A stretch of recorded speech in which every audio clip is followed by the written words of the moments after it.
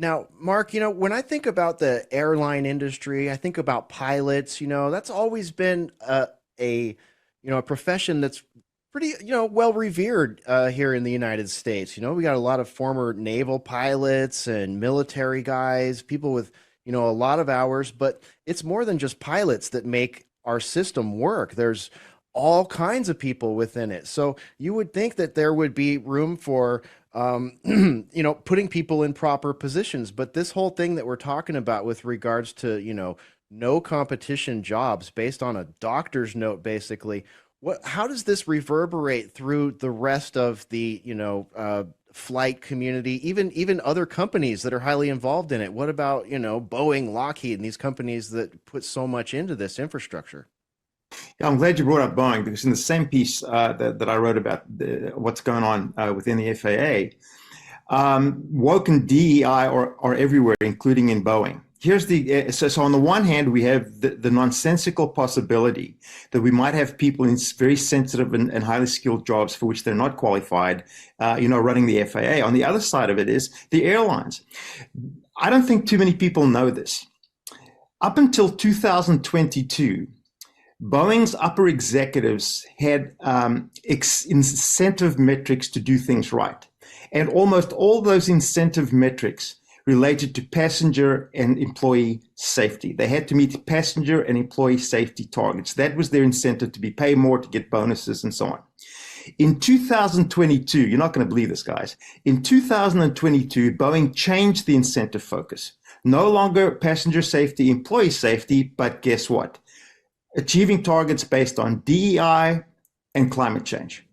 No longer passenger safety, no longer employee safety in terms of top executive incentives. Now it was DEI and climate change. Now, I don't know what you're going to do in an airplane about climate change, but I can tell you with DEI, we all know what that means, right? We're going to admit people and start training people as pilots and have them be on airlines, and they're going to be there in many instances because of their race rather than their expertise. And that is dangerous for the flying public. Yeah. It really is. And as I had mentioned before, Mark, it is so obviously pandering. But beyond that, I mean, hell, Boeing is having doors fall off their jets at 35,000 feet. They've got their flaps falling apart as they're coming in for a landing. They had to turn a plane around. I just look, I understand that these are people, these people that are pushing this kind of nonsense are doing it so they can pat themselves on the back and say, look at me, I'm so compassionate. But at some point, the American public is going to get wind of the fact that there might be a blind deaf guy that's flying my plane, and that's not going to go over so damn well. I mean, at what point is Boeing going to say, you know what, because a growing number of companies are starting to scrap this DEI stuff, including some of the companies that pushed for it hard, like BlackRock. They're starting to say, you know what, we're backing away from this. But Boeing is going full tilt, and the FAA with this new policy, they're just encouraging more of it. Seems the one industry that should probably really focus on safety is the one that, flies Americans all over the world. But maybe that's just me. Well, I think what we need to do is go back to the whole idea of merit and skill, which is now sadly lacking and absent in many places. In order to be, look, if they're going to hire some of these people with severe disabilities to, I don't know, take the mail around from one office to the other, maybe, okay? But when you're talking about people getting on planes, as you just said, and now you have the FAA with this nonsense, and you also have the company, certainly Boeing, doing the DEI woke stuff. This puts people, it's going to put people in danger. There's no question about that. We have to go back to the idea of merit and skill. Do you have the requisite skills? We're going to set a really high bar for you, and we don't care if you're black, white, green, or purple. You will meet that, or you will not be part of what we want you to be. We'll train you, we'll give you the support, but you're either going to make that standard or you're not. That's what we need to go back to. What we're doing now is the opposite. When some people can't meet the standards, First of all, the allegation generally is it's racist and discriminatory. So then you have two choices. You're accused of being a racist or discriminating, or you lower the standard. And that's what's happening all over. And I'm afraid that's what's going to happen in the FAA and at Boeing and other companies. They keep on lowering the standards so they're not accused of racism. That means they're letting people who do not have the requisite skills because they're not there on merit. And that's going to put everyone in danger. There's no question about it in my mind.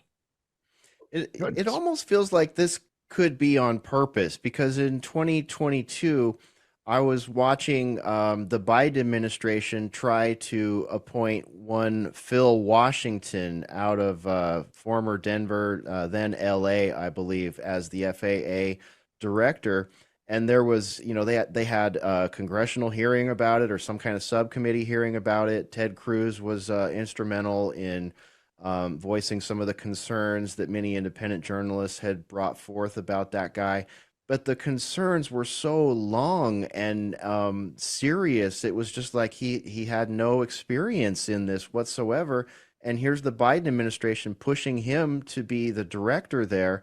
Luckily, government actually worked for a moment there, and he was blocked from the position. But this story makes me feel like there's still some, that maybe that didn't help very much. It would probably be the same thing going on if he was in there.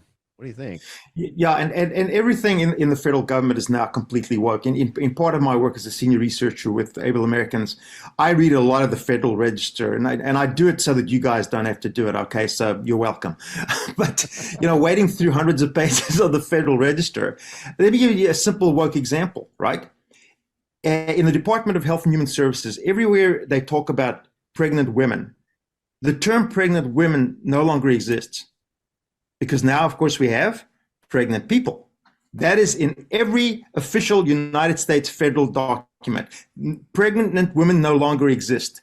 It's pregnant people. Now, okay, doing that is maybe not as so dangerous as blind and flying a plane, but it's the whole idea of a bureaucracy that is so inept, that is so useless to begin with. Then they're focused on this stuff instead of, are people going to be safe on airplanes? And what's going to happen eventually is there's going to be some, God forbid, but a cataclysmic event with an aircraft. And we're going to go back and find, I'm predicting this, we're going to go back and find that people who dropped the ball were the people who didn't have the skill, who got there because of some affirmative action, some DEI work, and that might change the tide. I would hate to get that far, clearly. But I think that's what's going to force a change versus, me just blowing the whistle on this particular program.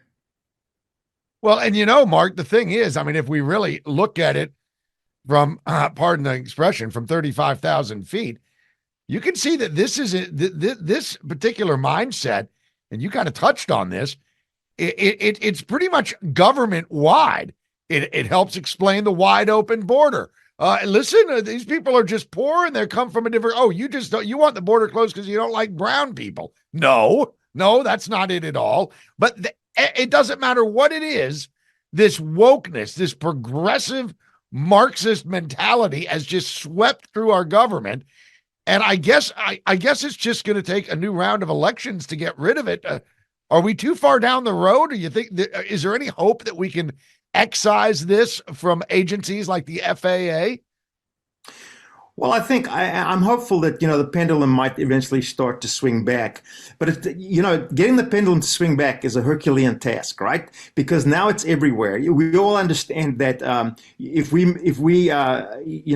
use the wrong pronoun, we can get into trouble. If we speak out our mind, they'll shut down free speech. It is now so entrenched everywhere. I mean, this whole idea, and this may be for another show, but this is what's happening in medicine now. Okay, in medicine, you don't have to, in many places, many medical schools, even very good ones, you don't have to take the MCAT, which is a basic entrance exam to get into medical school. They dropped that because many minorities were failing it, so ergo the test is racist. Not, hey, we need to build up these people's skills so they could pass it. So now you have people coming in that basically should not be in medical school. Then what happens? Well, they're going to run into tests, they're going to run into exams, and they're going to probably fail. And then what's going to happen is, geez, well, those must be racist too. So all along the line, there's this break from reality.